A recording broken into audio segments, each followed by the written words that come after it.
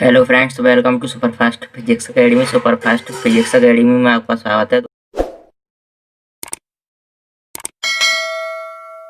दोस्तों, आज की इसकी वीडियो के माध्यम से जानते हैं कि वैद्युत द्विध्रुव तथा वैद्युत द्विध्रुव आघूर्ण क्या है तथा अक्षीय स्थिति में वैद्युत क्षेत्र एवं निरक्षीय स्थिति में वैद्युत क्षेत्र का सूत्र क्या है एवं इसका निगमन कैसे होता है।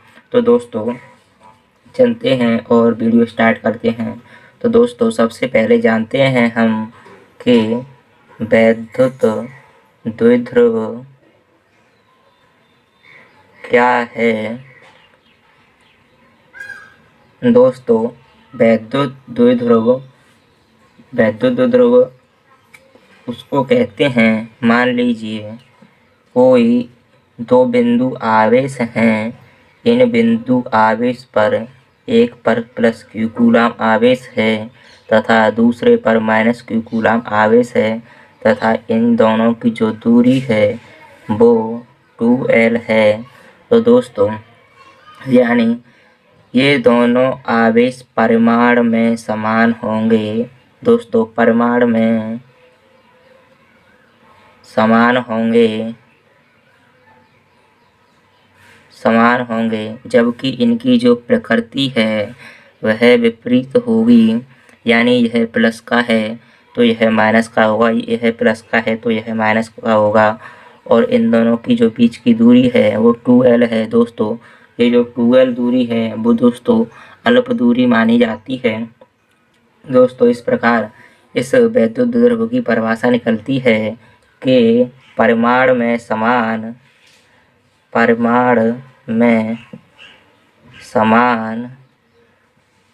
परंतु प्रकृति में विपरीत अल्प दूरी पर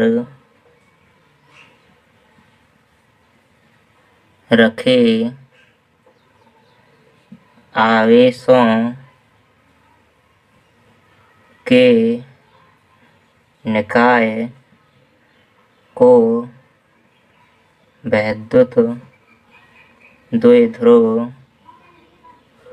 कहते हैं। दोस्तों, इस पूरे कंडीशन को ही हम निकाय बोलते हैं।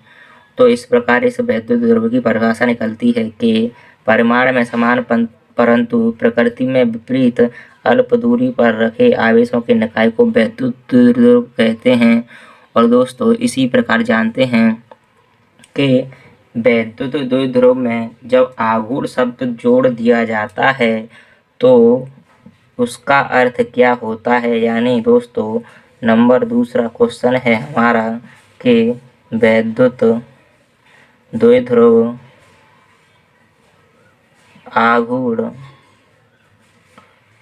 क्या है, या दोस्तों वैद्युत द्विध्रुव आघूर्ण किसे कहते हैं। तो दोस्तों, वैद्युत द्विध्रुव आघूर्ण की परिभाषा निकलती है कि वैद्युत द्विध्रुव में उपस्थित किसी एक आवेश के मान तथा उन दोनों आवेशों की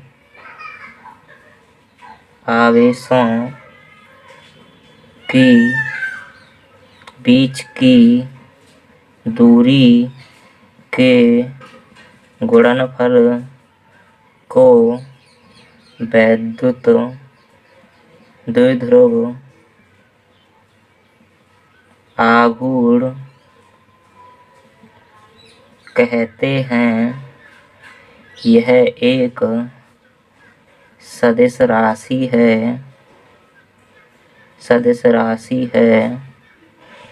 जिसे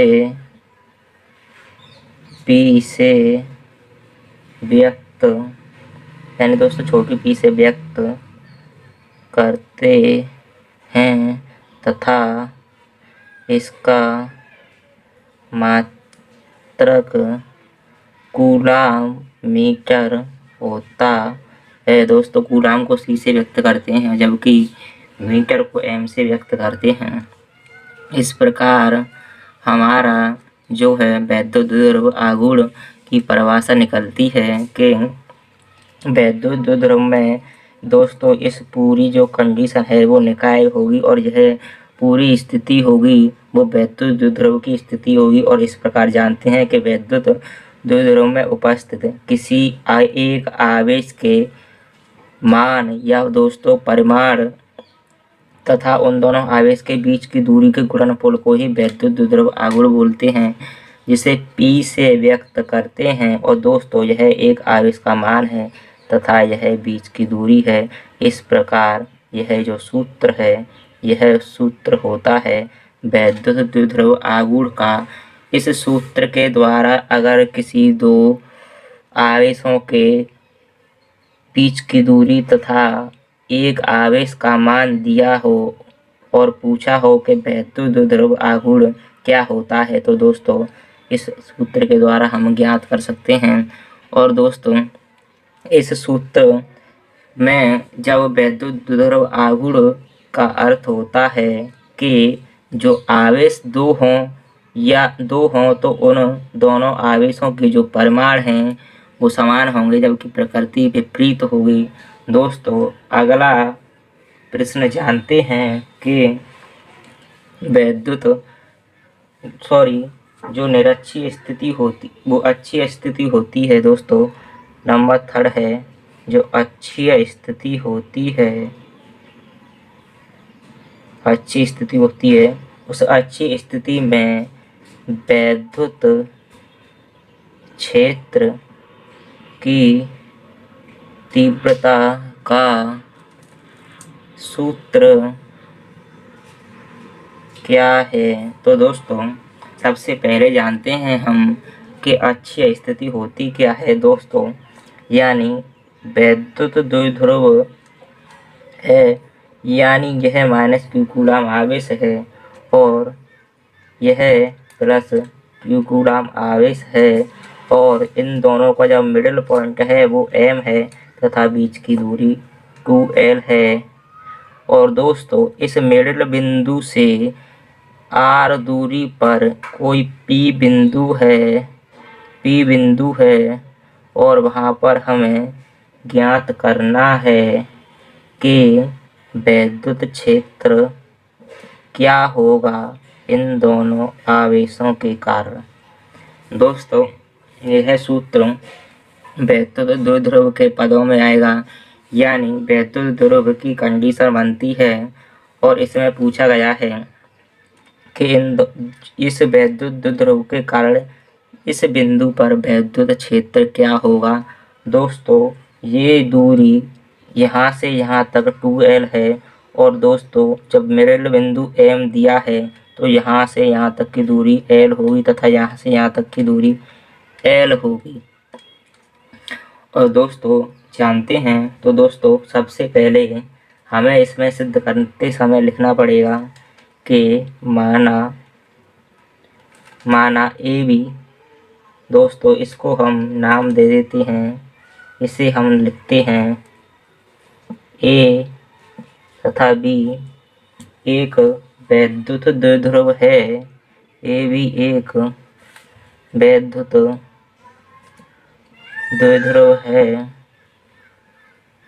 द्विध्रुव है जिसमें प्रत्येक आवेश का मान Q है। दोस्तों हम सभी जानते हैं कि वैद्युत द्विध्रुव को मान है वो दोनों आवेशों का एक ही होता है। इस प्रकार हम लिखते हैं जिसके प्रत्येक आवेश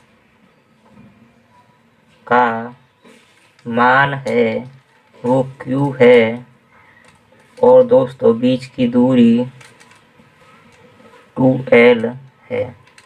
दोस्तों अब सबसे पहले हम जानते हैं कि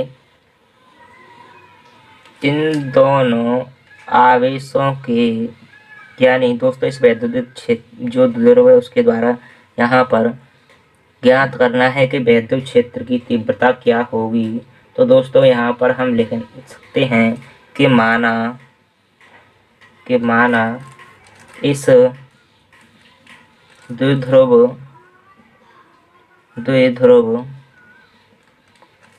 के मध्य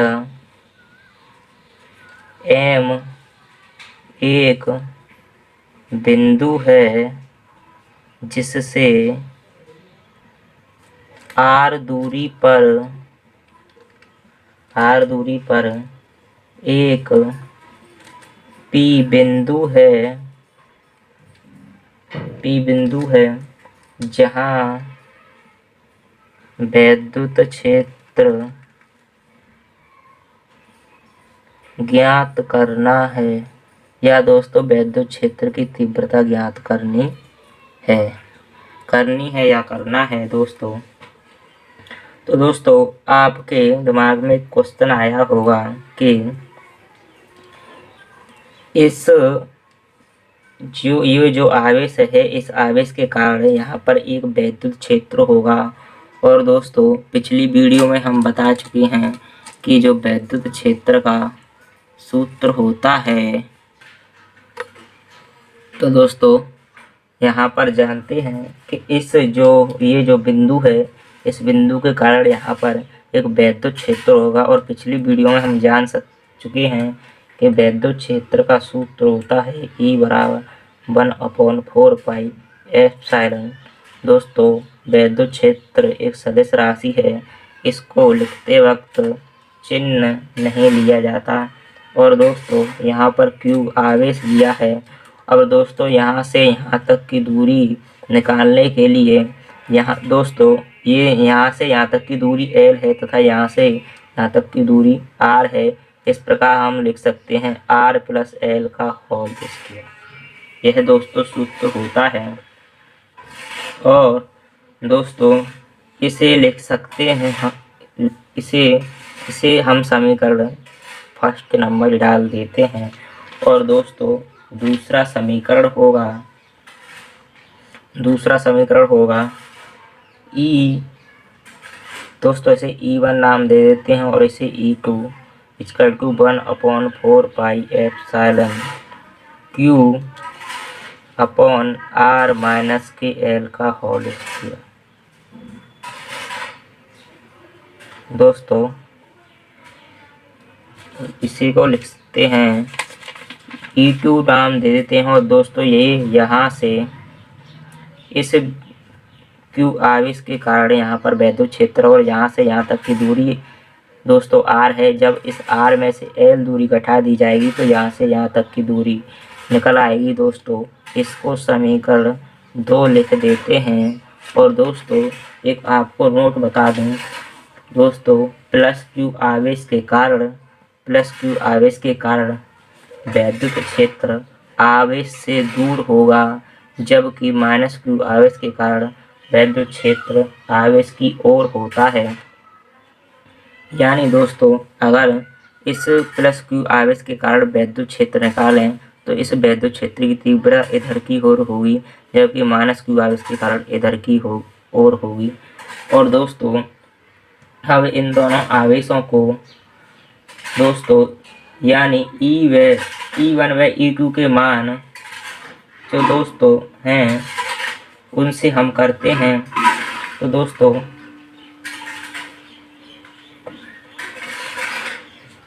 ये जानते हैं दोस्तों कि यहाँ से जो इसके कारण यहाँ पर जो वैद्युत क्षेत्र होगा वो ये होगा और इसके कारण होगा वो ये होगा। और दोस्तों नोट में बताया था मैंने कि जो यानी इस आवेश के कारण वैद्युत क्षेत्र इधर की ओर होगा और इस आवेश के कारण वैद्युत क्षेत्र इधर की ओर होगा। और दोस्तों इन दोनों का जो परिणामी है दोस्तों, परिणामी होगा वो होगा दोस्तों E बराबर दोस्तों E2 - E1। दोस्तों यहाँ पर जो E2 है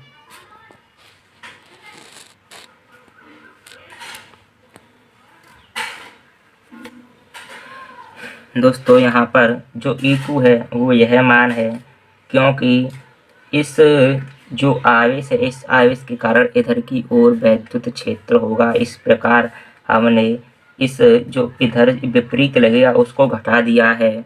और दोस्तों यहाँ से ज्ञात करते हैं, यानी दोस्तों समीकरण 1 व 2 का मान समीकरण 3 में रखने पर दोस्तों यहीं पर जान लेते हैं कि जब इसमें मान रखेंगे तो E बराबर दोस्तों इन दोनों में 1/4 पाई एप्सिलॉन यानी Q/4 पाई एप्सिलॉन कॉमन आएगा। और दोस्तों यहाँ पर जो बचेगा वो बचेगा 1/r माइनस की L का होल स्क्वायर, और बचेगा दोस्तों -1/r प्लस L का होल स्क्वायर। दोस्तों यहाँ से इसको सॉल्व करते हैं तो दोस्तों E इजकल टू दोस्तों Q/4 पाई एप्सिलॉन, और दोस्तों यहाँ से सॉल्व करते हैं तो R प्लस L का whole square minus R minus L का होल स्क्वायर अपॉन दोस्तों यहाँ पर हो जाएगा R माइनस L का होल स्क्वायर और R प्लस L का होल स्क्वायर। दोस्तों इन दोनों का जब हम लासा लेकर करते हैं तो इस प्रकार प्राप्त होता है। अब दोस्तों आगे जानते हैं कि इसका सूत्र कैसे आएगा।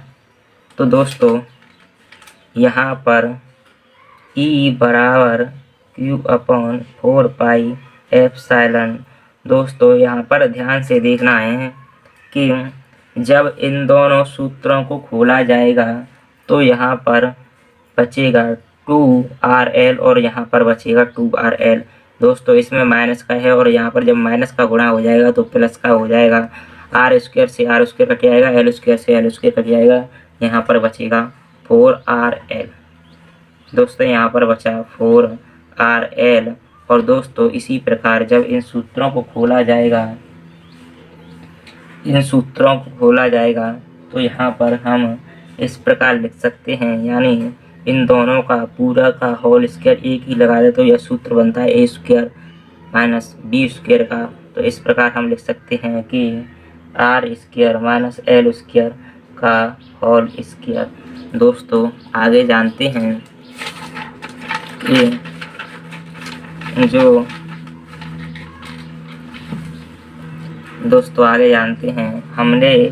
हमारा आया था Q/4 पाई एप्सिलॉन, यहाँ पर था 4RL और यहाँ पर था दोस्तों R square minus L square का होल स्क्वायर। अब दोस्तों मेन पोजीशन यहीं से होता है कि ये जो है दोस्तों E बराबर Q/4 पाई एप्सिलॉन, और यहाँ पर देखें तो इसे हम लिख सकते हैं 2L इंटू R। दोस्तों इस Q को हटाकर यहाँ पर भी लिख सकते हैं और यहाँ पर लिख सकते हैं R square minus L square का होल स्क्वायर। दोस्तों यह सूत्र है वो वैद्युत द्विध्रुव आघूर्ण का है, Q इंटू 2L जिसे P से व्यक्त करते हैं। दोस्तों यहाँ पर 2 बचा क्योंकि यहाँ पर 4 है, तो यहाँ पर सूत्र होगा E equal to 1/4 pi epsilon 2PR upon R square minus L square का होल स्क्वायर। दोस्तों अगर यहाँ पर जो L है वो मान लीजिए लेस देन R हो, तो हम लिख सकते हैं कि जो यानी दोस्तों जो एल है वो नगण्य है, तो यहाँ पर सूत्र प्राप्त होगा E = 1/4 पाई एप्सिलॉन 2πr/r4, यानी दोस्तों यह नगण्य हो जाएगी, इसका गुणा इसमें हो जाएगा 2 दूनी 4, और यहाँ से r से एक r गया और सूत्र निकल आया 1/4 पाई एप्सिलॉन 2p/r3। दोस्तों यह जो सूत्र है वो सूत्र है दोस्तों यह जो सूत्र है वो है वैद्युत क्षेत्र का, और यह दोस्तों आघूर्ण के पदों में सूत्र है। दोस्तों यह सूत्र है वो आघूर्ण के पदों में है, और दोस्तों और यह एक अक्षीय स्थिति का सूत्र है। अगला क्वेश्चन है वो है कि जो वैद्युत क्षेत्र की तीव्रता है वो निरक्षीय स्थिति में ज्ञात करनी है, यानी जो वैद्युत क्षेत्र E है वो निरक्षीय स्थिति में उसका सूत्र क्या होता है। दोस्तों इस क्वेश्चन में जानते हैं हम। अगला क्वेश्चन नंबर 4 है दोस्तों, माना यह -q कूलम आवेश है तथा यह +q कूलम आवेश है, और इन दोनों का मिडल पॉइंट M है तथा यह दूरी यहाँ से L है दोस्तों, और यानी इन दोनों के बीच की दूरी 2L है। दोस्तों इस मिडल पॉइंट से R दूरी पर P एक बिंदु है जहां हमें वैद्युत क्षेत्र की तीव्रता ज्ञात करनी है। दोस्तों इस पर अगर इधर से हम लंब डालें तो दोस्तों यह कण होगा, और दोस्तों यहाँ पर हम पाइथागोरस प्रमेय से कण निकालेंगे। दोस्तों ये दूरी जो आधार है वो L है तथा लंब है वो R है। इस प्रकार कण ज्ञात होगा हमारा R² + L²। दोस्तों कण स्क्वायर बराबर होता है, या दोस्तों इस प्रकार जाने कण बराबर होता है रूप में लंब का स्क्वायर प्लस आधार का स्क्वायर। इस प्रकार दोस्तों लंब के स्थान पर R लिख सकते हैं तथा आधार के स्थान पर L लिख सकते हैं। दोस्तों यही आएगा, और दोस्तों इस प्रकार यह भी इसी के बराबर होगा रूप में R² + L²। दोस्तों इस प्रकार हम इनके यहाँ पर वैद्युत क्षेत्र ज्ञात नहीं कर सकते, यहाँ पर हमें घटक करने होंगे। तो दोस्तों जो -q कूलम आवेश है उसके द्वारा अगर घटक किए जाएं दोस्तों इस प्रकार जो है वो हमारा यानी -q कूलम आवेश यहाँ है और यह मिडल पॉइंट है। तो दोस्तों हम जानते हैं कि -q कूलम के आवेश के कारण दोस्तों जो -q कूलम आवेश है उसके कारण जो वैद्युत क्षेत्र होता है वो आवेश की ओर होता है। तो इस प्रकार घटक इस प्रकार होगा दोस्तों, यहाँ पर होगा E1 sin θ, और दोस्तों यहाँ पर होगा E1 cos θ।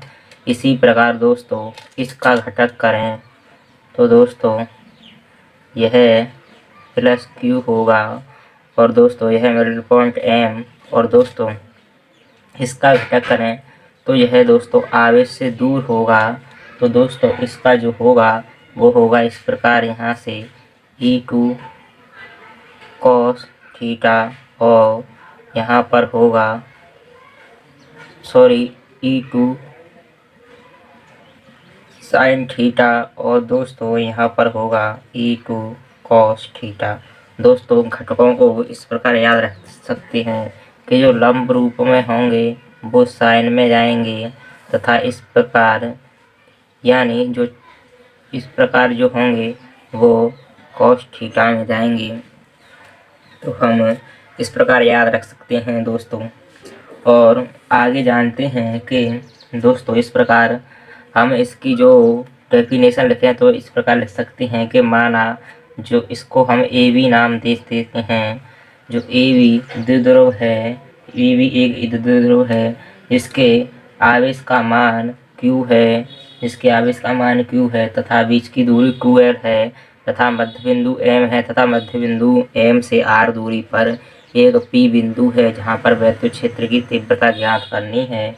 और दोस्तों जो बिंदु P पर हैं, यानी जो बिंदु P हैं, यह दोनों बिंदु P हैं, तो दोस्तों इस P बिंदु पर E1 व E2 की दिशाएं चित्रानुसार दिखाई गई हैं। ये दिशाएं हैं दोस्तों चित्रानुसार दिखाई गई हैं जिन्हें दो दो घटकों में, यानी एक घटक ये रहा, एक घटक ये रहा तथा एक घटक ये रहा, तो एक घटक ये रहा, दो दो घटकों में वियोजित किया गया है। घटक E1 sin थीटा दोस्तों, घटक E1 sin थीटा व E2 sin थीटा दोस्तों, यानी ये इन दोनों की दिशाएं दोस्तों, यानी E1 sin थीटा इधर होगा और E2 sin थीटा इधर होगा दोस्तों। E1 sin थीटा इधर की ओर होगा तथा E2 sin थीटा इधर की ओर होगा। और ये यानी दोस्तों ये जब ये आप विपरीत दिशा में हैं तो कट जाएंगे और इधर की ओर होंगे हमारे, एक होगा E2 cos थीटा और यहाँ पर होगा E1 cos थीटा दोस्तों। ये दोनों एक ही दिशा में होंगे और इन दोनों को जब एक ही दिशा में होंगे तो परिणामी होगा दोस्तों, जो परिणामी है वो होगा E बराबर E1 cos theta plus E2 cos theta. तो दोस्तों यहाँ से ज्ञात करें तो दोस्तों जो E है वहाँ पर हमें 1/4 पाई एप्सिलॉन कॉमन आएगा और यहाँ पर दोस्तों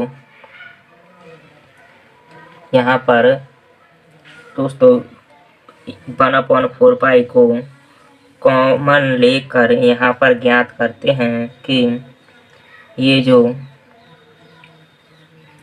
Q है, इसका जो Q है वो Q होगा तथा इसका यानी इसका आवेश है वो Q होगा तथा जो E1 है वो उसकी जो दूरी है वो होगी R² प्लस L²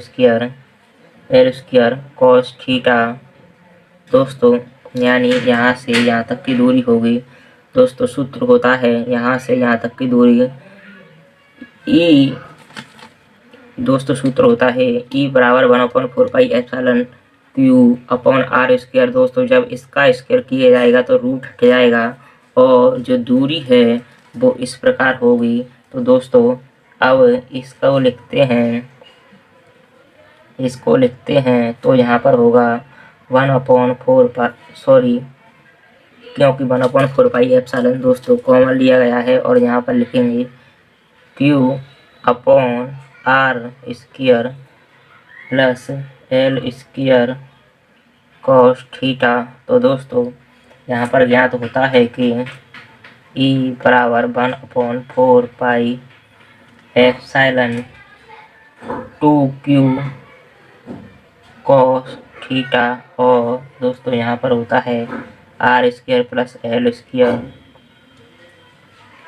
दोस्तों अगर cos थीटा का मान निकालें, यानी दोस्तों cos थीटा है जो थीटा होगा वो दोस्तों यहाँ पर होगा, cos थीटा होगा दोस्तों वो यहाँ पर होगा, ये थीटा है और cos थीटा का मान निकालें तो दोस्तों cos थीटा का अर्थ होता है आधार अपॉन कड़ होता है। तो दोस्तों यहाँ पर जो आधार है वो L है तथा कड़ है रूट में R² प्लस है। तो यहाँ पर लिखेंगे cos थीटा की वैल्यू होगी वो होगी दोस्तों L अपॉन रूट में R² प्लस L²। और दोस्तों यहीं से जब इस cos थीटा के मान को इसमें रखेंगे तो हमारी जो वैल्यू आएगी वो आएगी E बराबर 1/4 पाई, E बराबर 1/4 पाई एप्सिलॉन। तो दोस्तों 2QL अपॉन दोस्तों यहाँ से हो जाएगा हमारा, यहाँ से हो जाएगा R² प्लस L²। दोस्तों एक घात ये वाली तथा आधी ये, तो इसको हम लिख सकते हैं 3/2। तो दोस्तों यहाँ से आगे ये दोस्तों होता है वैद्युत द्विध्रुव आघूर्ण का सूत्र Q×QL। तो इसको हम लिख सकते हैं E बराबर 1/4 पाई एप्सिलॉन P अपॉन इसको दोस्तों अगर यानी जो L है वो लेस देन R के बराबर हो तो यहाँ पर दोस्तों ये 1 हो जाएगा, और दोस्तों यानी शून्य भी मान सकते हैं, तथा इस R² बराबर 3/2, 2 से 2 चला जाएगा और सूत्र निकल के आया E बराबर 1/4 pi epsilon P upon R³ दोस्तों ये जो सूत्र है वो है निरक्षीय स्थिति में वैद्युत द्विध्रुव आघूर्ण के पदों में विद्युत क्षेत्र की तीव्रता का सूत्र। तो दोस्तों वीडियो अच्छी लगी हो लाइक करें, शेयर करें, चैनल को सब्सक्राइब करें। मिलते हैं दोस्तों नेक्स्ट अगली वीडियो में।